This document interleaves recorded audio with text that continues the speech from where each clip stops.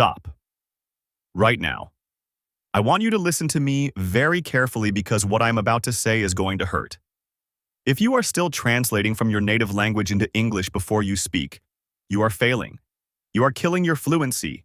You are training your brain to be slow, robotic, and awkward. You have been lied to. Your English teachers in school? They lied to you. They gave you vocabulary lists and grammar rules and told you that was enough. But they never taught you the one skill that actually matters. They never taught you how to turn off your native language. Hello, adventurers. I am Tom. And today, I am not here to be your nice teacher. I am here to be your coach. Today, we are fixing the biggest mistake keeping you poor, keeping you silent, and keeping you insecure. We are going to destroy the translation trap. By the end of this video, you will have the exact psychological blueprint to rewire your brain so that English comes out of your mouth automatically. No thinking, no pausing, just pure fluency. If you click away now, you are choosing to stay stuck forever. Let's begin. First, you need to understand the science of why you are stuck. When you see an object, let's say a car, your brain currently has two steps. Step 1. You see the car. Step 2. Your brain finds the word in your native language. Step 3. You search for the English equivalent. That extra step? That is the translation gap. It takes maybe 1 second. But in a conversation, 1 second is an eternity. It makes you look unconfident. It makes people interrupt you. To fix this, we have to surgically remove step 2. We need to fuse the image directly to the English word. We start with the sticky note method, but we are going to do it the hardcore way. Most people tell you to put notes on your mirror. That is weak. I want you to label your entire reality. Do not just label your fridge. Label the action. When you open the door, I want you to verbally say, "I am opening the door." Wait, I know what you're thinking. Tom, I look crazy talking to myself. Let me tell you something. Do you want to be normal and speak bad English? Or do you want to be crazy and speak like a CEO? The choice is yours. To truly stop translating, you must switch your internal monologue. Right now, as you're watching this video, there is a voice in your head commenting on what I am saying. That voice is likely in your native language. You need to hijack that voice. It is a conscious decision you have to make 100 times a day. When you feel hungry, force that internal voice to say, "I am starving" in English. Do not let your native language enter the chat. It is a battle of will. Let's talk about immersion, but not the fake kind. Watching a Hollywood movie with subtitles in your language is not immersion. That is entertainment. That is lazy. Real immersion is painful. Real immersion means you turn off the subtitles completely. You will not understand 40% of what they say. Good. That panic you feel? That is your brain waking up. That struggle is where the learning happens. When you rely on subtitles, your brain relaxes. When you remove them, your brain goes into survival mode. It starts hunting for patterns. It starts guessing from context. This is exactly how babies learn. Babies don't have subtitles. They have to figure it out. You need to become a baby again. Now, I want to introduce you to the concept of the anchor word. This is a technique used by polyglots, people who speak 5 or 6 languages. An anchor word is a filler word that keeps your brain in English mode while you're thinking. In your language, you have a sound you make when you are thinking. In English, we say, well, you know, or actually. Here's the secret. When you get stuck in a sentence, never, ever fill the silence with your native hesitation sound. If you make a sound from your own language, your brain switches operating systems back to default. You crash. Instead, use an English anchor. Say, "Well, let me think." Or, "How do I say this?" By using English filler words, you trick your brain into staying in the English lane. You are buying yourself time without breaking the connection. It keeps the rhythm going. Rhythm is more important than grammar. If you have good rhythm, people think you are fluent even if you make mistakes. If you have bad rhythm because you are translating, people think your English is bad even if your grammar is perfect. Deep breath. We need to address the vocabulary trap. Many of you think you can't think in English because you don't know enough words. That is a lie. You know enough words. You just don't know how to use them flexibly. You are obsessed with finding the perfect translation for a word in your head. Stop it. English is not math. It is art. If you don't know the word for wallet, do not freeze. Do not look it up.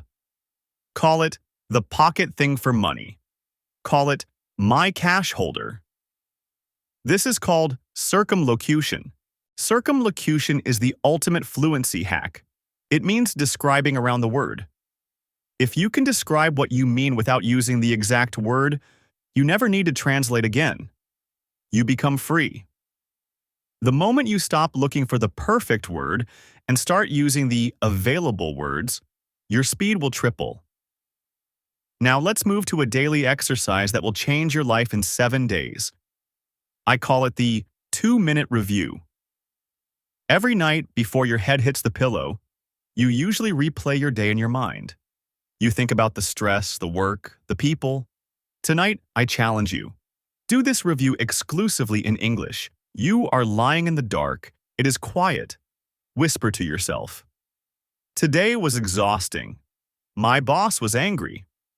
I drank too much coffee. I hope tomorrow is better. Why do this at night? Because your brain consolidates memory while you sleep. If the last input your brain receives before sleep is English, your subconscious will process English all night long. You are literally hacking your dreams. You might wake up with an English phrase in your head. That is when you know it is working. That is when you know you are becoming bilingual. Let's talk about the specific types of words you need to learn. Stop memorizing random lists of vegetables or animals unless you are a chef or a zookeeper. It is a waste of mental space. You need to learn collocations. These are word partners, words that are married. Native speakers do not build sentences word by word. We build them block by block. We don't say do and then a mistake. We say make a mistake. That is a block. We don't say fast and shower. We say quick shower. That is a block. When you try to translate, you translate fast and shower separately, and it sounds weird. When you think in English, you grab the whole block quick shower. It is faster. It requires less energy. Your brain loves efficiency.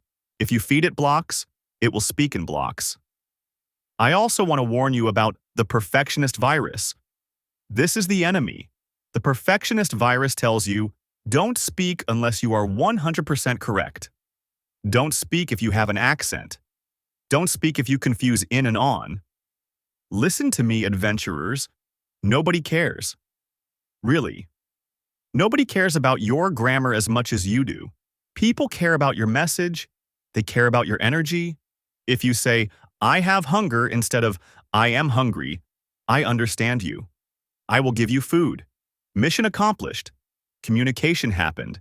If you wait until you are perfect to start thinking in English, you will die waiting. You have to be messy. You have to be willing to sound like a child for a few months so you can sound like a master for the rest of your life. Embrace the mistake. The mistake is proof you're trying. The silence is proof you are afraid. So here is your homework for this week. I am serious about this. If you want results, you have to do the work. Day 1.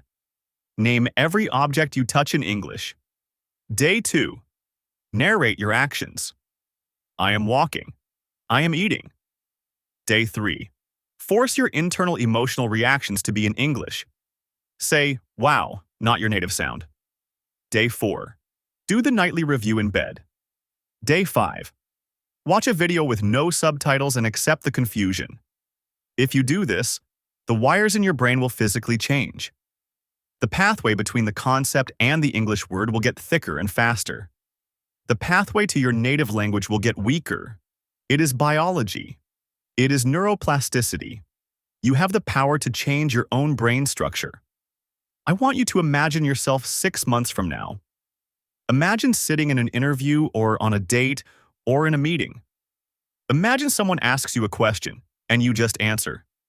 No pause, no sweat, no translation. You just speak. You are funny. You are charming. You are smart. That version of you is waiting, but you have to start the process today. Stop translating. Start living in English. I want to know who is really serious about this. If you made it to the end of this video, you are the top 1%. Comment down below, I am a thinker. This will tell me who is actually going to do the work and who is just watching for entertainment. I am a thinker. Comment it now. And if this video gave you a wake-up call, hit the like button. It tells the YouTube algorithm that this is valuable content. Subscribe to English Adventure for more brutal truths about learning English. I am Tom, and I will see you in the next one. Now, go think in English.